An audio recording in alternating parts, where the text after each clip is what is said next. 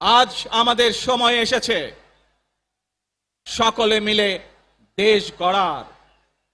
এই দেশে যেমন পাহাড়ের মানুষ আছে, এই দেশে একইভাবে সমতলের মানুষ আছে। এই দেশে মুসলমান, বৌদ্ধ, খ্রিস্টান, হিন্দু সহ বিভিন্ন ধর্মের মানুষ বসবাস করে।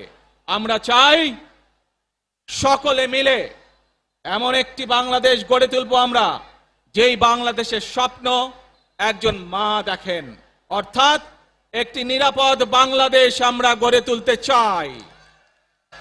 যে বাংলাদেশে একজন নারী, একজন পুরুষ, একজন শিশু যেই হোক না কেন নিরাপদে ঘর থেকে বের হলে নিরাপদে ইনশাআল্লাহ ঘরে আবার ফিরে আসতে পারে।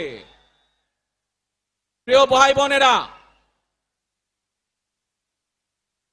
এই দেশের জনসংখ্যার অর্ধেক নারী, 4 কোটিরও বেশি তরুণ প্রজন্মের সদস্য, 5 কোটির মতন শিশু, 40 লক্ষের মতন প্রতিবন্ধী মানুষ রয়েছেন,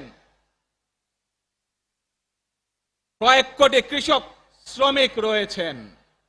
এই মানুষগুলোর একটি প্রত্যাশা আছে এই রাষ্ট্রের কাছে, এই মানুষগুলোর একটি আকাঙ্ক্ষা আছে এই দেশের কাছে।